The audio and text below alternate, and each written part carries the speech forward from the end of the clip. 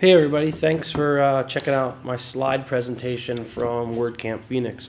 So I wanted to come and do a quick voiceover because if I just post my slides without voice or without providing good context for them, I don't know how much sense they're really going to make for a lot of people. So I wanted to take some time and talk to you and kind of recreate my Saturday WordCamp Phoenix 2014 presentation on what is your site without content and what to do about it. So let's just jump right into it. So what is your site without content? If you think about it, you can have the best functionality in the world, you can have the greatest design in the world, but the fact of the matter is, no matter what, if you don't have good content on your site, or any content for that matter, your site is really just blank. There's nothing there. There's no substance. There's nothing of context. There's no way so that anybody can identify your brand with somebody else or distinguish, what you're offering versus what other people would be offering. So really, a site without content is just a blank page. And we all know how effective that is for businesses. So before we get deeper into presentation, I just want you to keep that in mind here. I want you to be thinking about what is my site without content, and that it is a blank page and it's not really much of anything. So who's this guy? Who am I? My name is Greg Taylor, and I'm the founder of Marketing Press, and we've also created a system for the recruiting industry called WordPress the Bullhorn. I live in Tempe, Arizona. I run my company out of Gangplank in Chandler, Arizona. I'm a Rutgers graduate. I'm a Manchester United supporter, Phoenix Suns fan, and I've been in the Valley here now for 17 years from New Jersey. So what you can expect from this presentation is I want you to be able to take away something after watching this presentation and say, I can do this right now to my site, and what it's going to do is it's going to make an impact. It's going to help you move down the road, closer to your goals. A lot of people asked a lot of questions during the presentation, but you raising your hand is probably pointless right now since I can't address them. And feel free to tweet out the truth bombs that are, scattered throughout this presentation. My Twitter handle is @grtaylor2, and the hashtag that we used for the event was WordCamp Phoenix. So thanks for being here. Thank you for taking the time to watch this presentation, to listen to it, to check out my slides. And with that, let's do it. Here we go. So you want to be a better content creator. Everybody wants to create content. Everybody knows the value, or is really starting to recognize the value of content nowadays and what the benefits are. But I always tell anybody that I work with client-wise, or I mentor a lot here at Gangplank, or anyone that just kind of asks me, about content, and people who tell me I want to be a better content creator, I always say, first things first, you better check yourself, because creating good content is not for the lazy. Creating content is a lot of work. And more importantly, creating really good content is a lot of work. It's not impossible. It's not magic. It's just a lot of work. So there are many different types of content for sites. Think about the different content creators that you have in your world. You have photographers. You have musicians. You have broadcast professionals. People who do Google Hangouts. I was on WP Water Cooler today. That's content. Podcasts, writing copy for sites, of course, blogging, posting video, any of that stuff, it's all content. So with that being said, blogging, video, photos, podcast, copywriting, all of that good stuff, that's hard work. It's a lot of work that goes into this stuff. And, search and, other people are really starting to give content its due and starting to reward the people who do put in the hard work. So with that being said, who are the content creators in your world? Think about it. Think about all of the people that and I bet you that every single person you come in contact with is a content creator in one way or another. Check out the guys who are wearing Google Glass all the time. You think they're content creators? You better believe it. All they do is they create content all day long. So that's kind of where we're going with this thing. And now content is so easy to post in different mediums. It is amazing. So almost everybody you come in contact with is a content creator. So with that being said, check yourself. There's no half-assing generating good content. If you half-ass it, it's going to be apparent. So don't half-ass it. I would prefer you not publish anything than to publish something that's really, that's not well thought out or just really half-assed. So some of the content guidelines that we go by are the why. Why are you publishing content? What content you're publishing? The how and who of content, and the when. We're going to get into each one of these things and we're going to answer it. And you know what? If you guys have any questions along the way, feel free to leave a comment here on this blog post so that we can identify them and we can start talking about it and we can, generate a conversation here so that, I can help you, however I can. So why are you spending time on content? Super important to know why you're doing something. If you don't recognize why you're doing something, you're not going to be effective at doing it. So always know your why. I can't stress that enough. Always know your why. So there are 3 typical goals for any piece of content that's created. And if you've heard me speak or you've seen me speak before or you talked to me about content before, I always mention these 3 things. The goals for creating content are: 1, you're creating content for community. You're educating, you're a healthcare organization, or you're an animal rescue, and you want people to rally around your product, service, or brand. 2, you're creating content for positioning. Now, positioning could mean brand positioning or search positioning.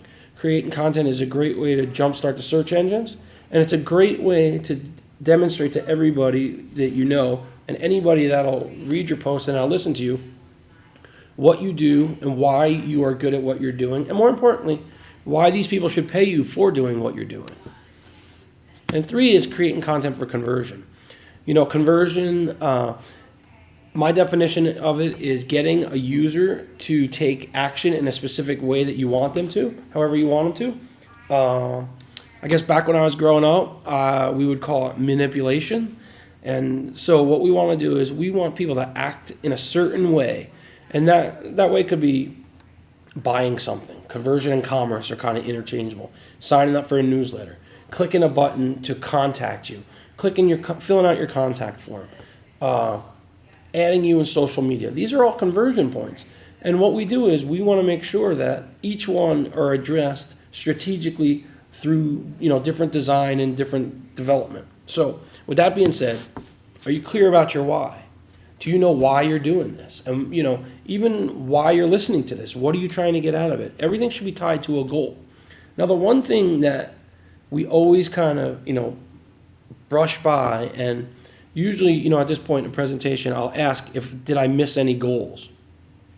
And ultimately, somebody always raises their hand and says, well, you left out the goal of making money, monetizing, the financial reward of content. And my answer to that always is, monetizing your blog, monetizing your service, and generating revenue from content is not a goal. It's a byproduct of meeting your goals. So if you are able to strategically meet your goals, the end result when you're done with this whole thing is generating revenue. So just remember that. Generating revenue is not a goal, it's a byproduct of meeting your goals. So what are you passionate about? You have to have passion to do what you're doing, or else it just doesn't matter. And it's going to show through. Again, go back to a previous slide. You can't half-ass this thing. Blogging takes passion. Vlogging, video blogging your day, takes passion. Taking photos, posting videos, doing podcasts, it all takes passion. And it shows through everything. It shows every time you post a piece of content, you can tell why you're passionate about it and what you're trying to achieve with it. So with that being said, it's important to know your audience. Who are you speaking to? Who are you trying to reach? If you know your audience, you're going to know how to start addressing them. So here's truth bomb number 2. If you degaff, it will show and your audience won't gaff. And if you're unfamiliar with those terms, degaff and gaff, if you don't give a fuck, it will show and your audience won't give a fuck. Super, super true. If you half-ass this thing, people are going to know, and nobody's going to care about the stuff that you're publishing. So one thing that you can always do to make sure that you're on the right track with publishing content is stay in touch with your analytics. Always know what's working for you, and then do more of it. It's super simple. Here at Marketing Press, we swear by Google Analytics and Google Webmaster Tools. And the reason being is our clients are trying to be found on Google. So why wouldn't we use the tools that they provide us with, for their search and for their diagnostics? So stay in touch with your analytics. Always know what's working for you, and when you figure out what's working for you by your analytics, just do more of it. So here are some hows. The hows are real simple. The what and the why are a little bit more complicated, but how is the easy part. Pick the media you're most comfortable with.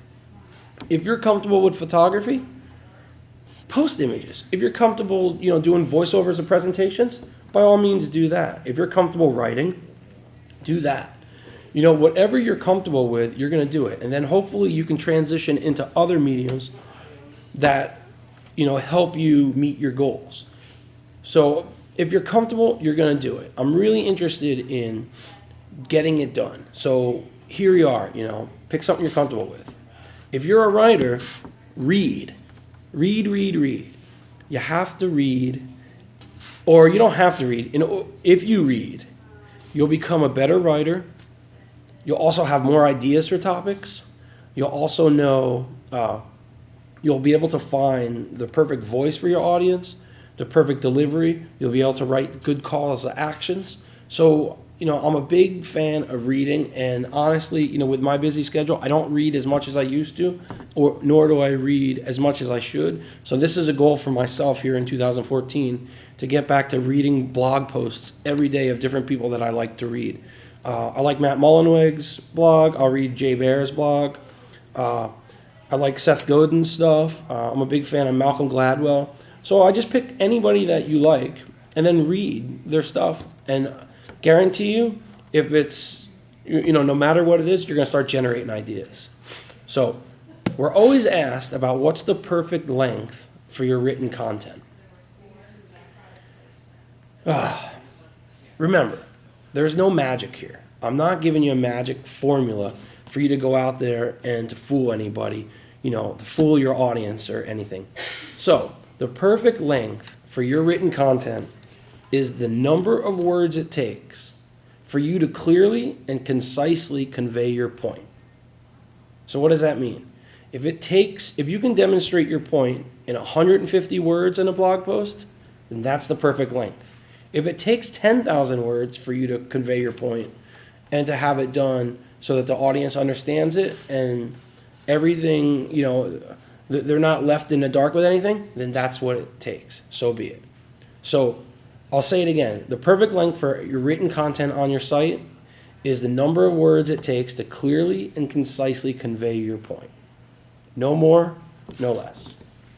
So don't fall for some common traps that content creators and bloggers all fall into. These are all things that, I've experienced and traps that I've fallen into and different things that, I've tried to avoid over the years. So blogger trap number 1, I'm not good enough. I'm not a good enough writer. I'm not a good enough photographer. I'm not good enough. Well, you're never going to know how good you are until you start doing something. And believe me, getting started is the hardest thing. If you can get started, then that's half the battle. So you're just going to have to put some trust in the process here and believe that you are good enough to write posts. There are tools to help you with different grammar issues or different spelling stuff if you have challenges with that. I use Grammarly, Grammarly.com. It's a service that I think I pay $9 or $12 for a month, and it can just run through all my blog posts, and it can help me with anything that's written. So don't fall for the I'm not good enough trap. Blogger trap number 2. Who would want to read my posts anyway? Nobody's going to read your posts unless you get them posted. So don't worry about this stuff. Just go out there and create content. Blogger trap number 3. I'm too busy. Well, if you think that you're too busy to generate content or to blog, then it's not a high enough priority to you. And I don't want to hear you say to me that you're interested in creating good content. because it's just not the fact. So it's one of those things that if you're too busy, it's not important to you, so make time for it. One of the ways that what I try to do is I try to create time in my day and time in my weekly schedule where I can go ahead and I can just set out 2 hours to write, 2 hours to create content, 2 hours to do things like I'm doing right now, doing a voiceover for the slides in my presentation. Just make time for it, and then you're going to start seeing some of the benefits of it. Trap 4, the SEO trap.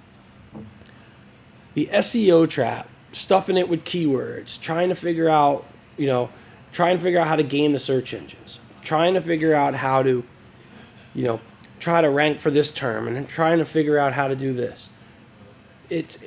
Although SEO and ranking is important, I'm not going to say that it's not. You need to write for your audience. Write for the people who come to your site. I'd rather you have 10 people who loyally come to your site and you write for those people than 150 or 1,500 people who casually come in and out and then they bounce out of the site quickly. So don't worry about writing for search engines. Don't worry about writing for the robots. Write for the audience that are coming to your site. So Truth Bomb 3, don't fall for the SEO trap. Seriously, it's a slippery slope and it's not a good place for you to be, and your content's going to suffer because of it. Create, review, write some more, edit, press publish. You know what? Everything is a process. We believe in the review, refine, repeat process, which is pretty similar to create, edit, review, write more. Press publish, because nothing happens until you press publish. In WordPress, it's that little button on the right-hand side that could be the most daunting function in WordPress. The publish button. Don't worry about it. Just press publish. You're not going to know what happens until you do it. And with that, stay detached from your results from post to post. You're going to write things that are, for myself, I've written posts that are highly technical WordPress development posts, and they're super awesome, and I think they're going to get me all this traffic, and they don't pull hardly any traffic. So I do it again, and I try to do it a little bit better, and the same thing happens. Then I go and I post something that really, really, exemplifies our company, our brand, our clients, different personalities that we have, and it pulls great results.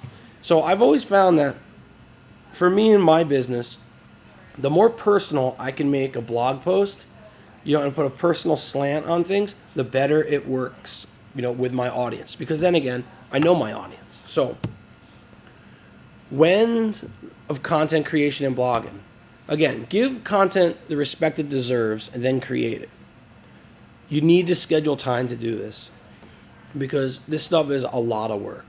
And if you schedule time and again, you're showing your audience how important it is to you, they're going to come and they're going to read it and they're going to find how the content helps them, and then they're going to want to share it. And then when they start sharing your content, that's when the good stuff and the good traction of content really starts to happen. So just give it the respect that it deserves, then create it. When it comes to blogging and creating content, if you know your audience, you'll know when to post. So it used to be that you post blogs on Tuesdays and Thursdays between this time and this time, and that was just kind of the rule of thumb. I don't think there is a rule of thumb anymore. So if you know your audience and you're in touch with your analytics, you're going to know exactly what works for you. And then, like we said before, figure out what works for you and keep doing it. It's really as simple as that.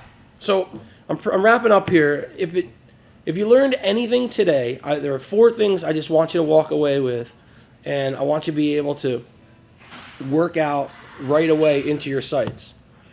Know your why, know your niche and your audience. Nothing matters unless you create and press publish. Don't complain about it. It's a lot of hard work. Just go and do it. So, again, my name is Greg Taylor. You can find me at marketingpress.com. And thanks everybody for checking this out. Thank you again for coming to WordCamp Phoenix and sitting in on my presentation. It really means a lot when speakers like myself see a full auditorium, so that's really cool. And if you have any questions, leave a comment. Let's talk about it, and let me know how I can help you and figure out what you're doing and why you're doing it, and work together. Thank you.